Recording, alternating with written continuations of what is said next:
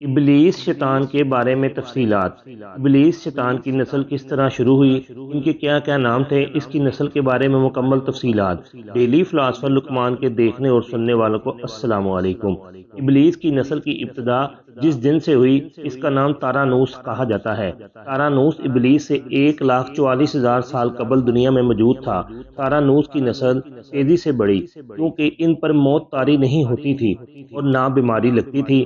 البتہ یہ چونکہ آتشی مخلوق تھی تو سرکش بدرجہ عتم موجود تھی۔ اس جنون کی نسل کو پہلی موت فرشتوں کے ہاتھوں پیدائش کے 36,000 سال بعد آئی، جس کی وجہ سرکشی تھی۔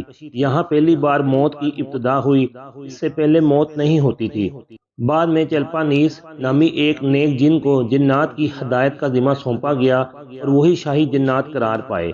اس کے بعد حموس کو یہ ذمہ داری دی گئی۔ حموس کے دور میں ہی چلیپا اور تبلیس کی پیدائش ہوئی۔ یہ دونوں اپنے وقت کے بے حد بہادر جنات تھے اور ان کی قوم نے چلیپا کو شاشین کا لقب اس کے شیر جیسے سر کی وجہ سے دیا۔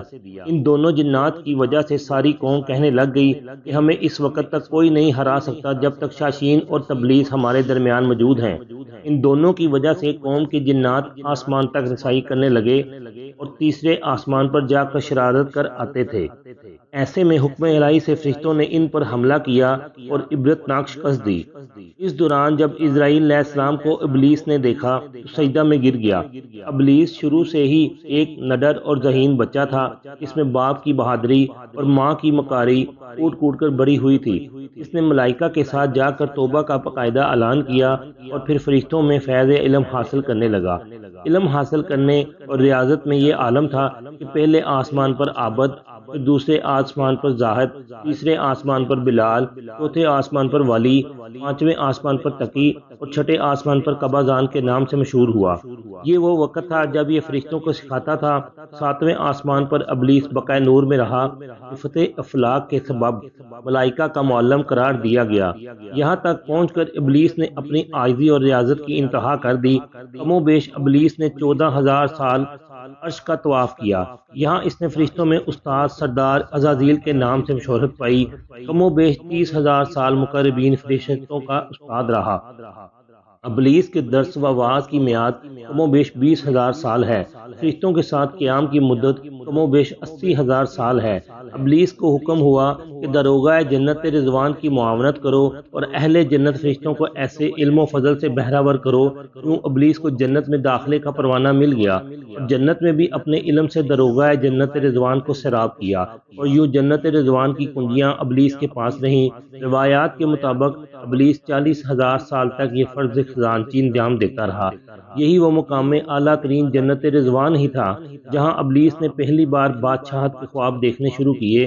اس وقت ابلیس کے پاس افت اقلیم، افلاک جنت و دوزخ سب کا اختیار تھا اور اس نے چپے چپے پہ سجدے کیے ہوئے تھے، مگر یہاں پہ ابلیس عاجزی سے پہلی بار بھٹکا اور خود کو بادشاہ بنانے اور رب بن جانے کے خواب دیکھنا شروع کیے۔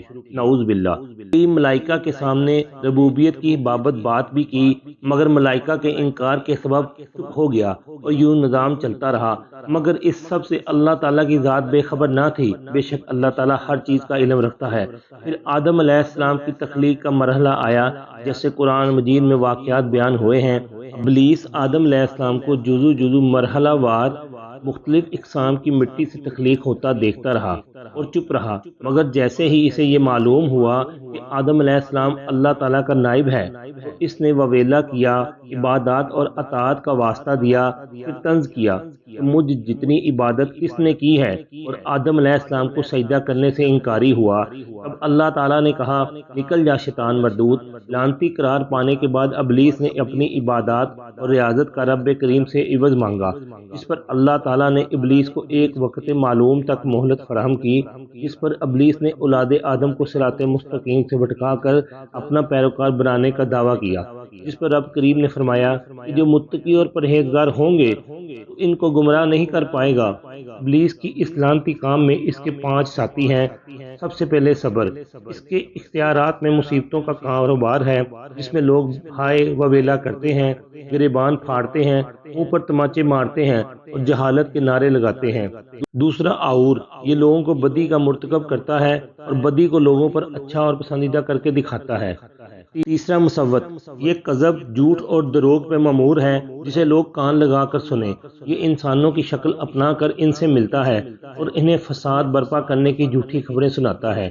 چوتھا داسم، یہ آدمی کے ساتھ گھر میں داخل ہوتا ہے اور گھر والوں کے عیب دکھاتا ہے اور آدمی کو گھر والوں پہ غضبناک کرتا ہے۔ پانچواں ذکی نور، یہ بازاروں کا مختار ہے، بازاروں میں آ کر یہ بد دیانتی کے جھنڈے گاڑتا ہے، بازاروں میں برائیوں اور فحاشی پر ورگلاتا ہے۔ ابلیس کا آدم علیہ السلام کو سجدے سے انکار کا جذبہ حسد تھا، جس نے اسے مجبور کیا کہ میری جگہ آدم خاک یعنی مٹی کو کیوں ملی۔ یہ اس کا جذبہ تکبر اور غرور تھا کہ میں اعلیٰ ہوں، اور اس ایک سجدے کے انکار کی بات نہیں تھی بلکہ اطاعت سے سرکشی کی تھی، شرک کی تھی۔ ابلیس نے دل میں خود کو رب مان لیا تھا، نعوذ باللہ۔ اسی شرک عظیم کی بدولت ابلیس تا قیامت رسوا و لعنتی ٹھہرا اور اولاد آدم کو بھٹکانے کے لیے آزاد قرار پایا۔ حاصل نتیجہ یہ ٹھہرا کہ رب کریم کو انسان کی عبادات، عاجزی، علم و دانش سے کچھ غرض نہ ہے۔ رب کریم صرف دیکھتا ہے کہ دل میں اطاعت و فرما برداری کتنی ہے۔ اسی بنیاد پر تقوی اور پرہیزگاری کے درجے قرار پائے ہیں۔ حدیث کا حوالہ اور کتاب کا حوالہ نیچے دے دیا گیا ہے، لائک اور شیئر کر دیں، چینل کو سبسکرائب اور فالو کر دیں۔